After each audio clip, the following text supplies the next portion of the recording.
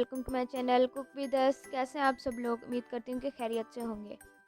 जैसे कि आप लोगों को नज़र आ ही रहे होंगे कि बहुत ही डिलीशियस क्रिस्पी पकोड़े आप लोगों को यहाँ पे नज़र आ रहे हैं। वेजिटेबल पकोड़े भी कोई लोग इनको कहते हैं, क्रिस्पी पकोड़े भी इनको कहा जा सकता है। अब देखते हैं हम इसके इंग्रेडिएंट्स कि हमें क्या क्या चाहिए पकोड़ों में डालने के लिए। तो सबसे पहले हमें टमाटो चाहिए, पालक चाहिए, प्याज को आप बारीक चॉप कर लें, और सब्ज़ मिर्च चाहिए, नींबू का रस, आलू चाहिए, बेसन, दही, नमक, सूखा धनिया और लाल मिर्च और पानी चाहिए। अब हम पकौड़ा का मिक्सचर तैयार करने जा रहे हैं। अब पकौड़ा का मिक्सचर तैयार करने के लिए हमें एक बाउल चाहिए। बाउल में हम सबसे पहले आलू डालेंगे। आलू को हम किसी भी शेप में कट कर सकते हैं। मैंने इनको चिप्स की शेप में कट किया है। इसमें हम सारे वेजिटेबल्स डाल देंगे। पालक डाल देंगे। हमें 150 ग्राम पालक चाहिए इसमें डालने के लिए। और हम इसके बाद इसमें टमाटर शामिल करेंगे, जो कि हमें एक से दो अदद हम इसमें डाल सकते हैं। वो हमारी मर्ज़ी है, हम जितना मर्ज़ी डाल लें। सब्ज़ मिर्च को और प्याज को हम बारीक बारीक चॉप कर लेंगे। प्याज हमारी मर्ज़ी है, हम वेजिटेबल है, हम डालना चाहें तो डाल लें वरना रहने दें। और सब्ज़ मिर्च चाहिए हमें 5 से 6 अदद, उसको भी हम बारीक बारीक चॉप कर लेंगे। तकरीबन सारी वेजिटेबल्स हमने इसमें ऐड कर दी हैं। अब हम इसको थोड़ा सा मिक्स कर लेंगे ताकि हमें जब बेसन डालें तो मिक्स कम करना पड़े। अब हम इसमें बेसन डालेंगे।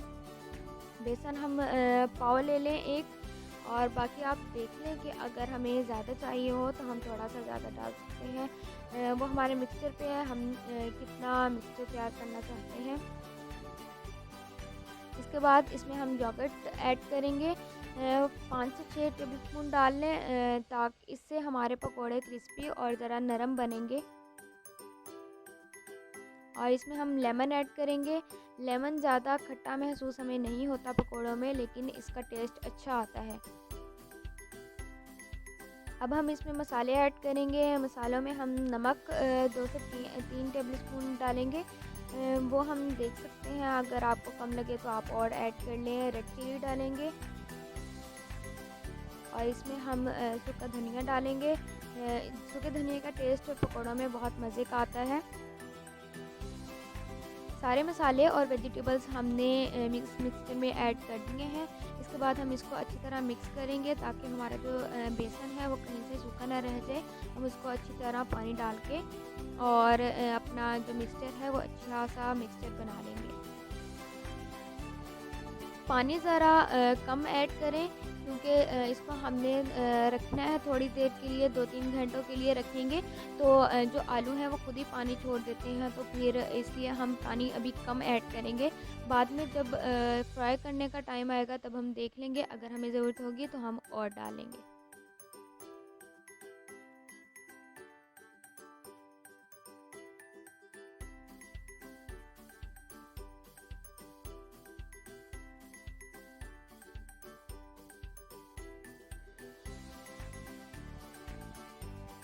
फ्रेंड्स, हमारी वीडियो को लाइक ज़रूर करें। अगर आप लोगों को पसंद आई हो तो शेयर भी ज़रूर करें और हमारे चैनल को सब्सक्राइब कर दें और साथ वाले बेल आइकन को ज़रूर प्रेस करें ताकि हमारी हर आने वाली न्यू वीडियो की अपडेट आप लोगों को साथ साथ मिलती रहे।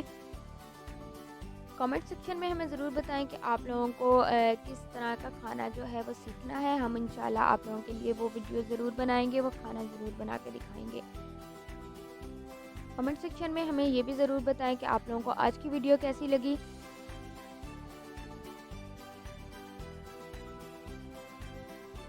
अगर आप लोगों को नज़र आ रहा हो तो ये देखें, हमने अच्छी तरह इसको मिक्स कर लिया है। अपनी ज़रूरत के मुताबिक हमने इसमें थोड़ा सा बेसन भी और ऐड किया है। उसके बाद हम जब इसको मिक्स कर लेंगे तो इसको 2-3 घंटे के लिए रख देंगे। तकरीबन अब इसको 2-3 घंटे हो चुके हैं, तो अब हम इसको फ्राई करना स्टार्ट करेंगे। फ्राई करने के लिए हमें एक पैन चाहिए और उसमें हम ऑयल डालेंगे और उसमें हम इसको फ्राई कर लेंगे। पकौड़ों का हमने डीप फ्राई करना है।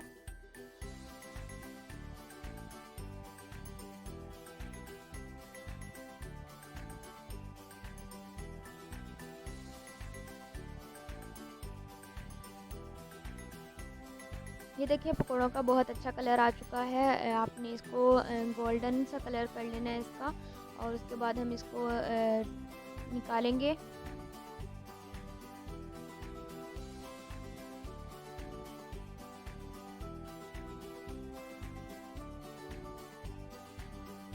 पकौड़ों का हमने डिश आउट कर दिया है। आप इसको इमली की चटनी और दही के रायते के साथ खा सकते हैं, बहुत मज़े के पकौड़े लगते हैं। मिलते हैं हमारी नेक्स्ट वीडियो में, तब तक अपना ख्याल रखिएगा। अल्लाह हाफिज़।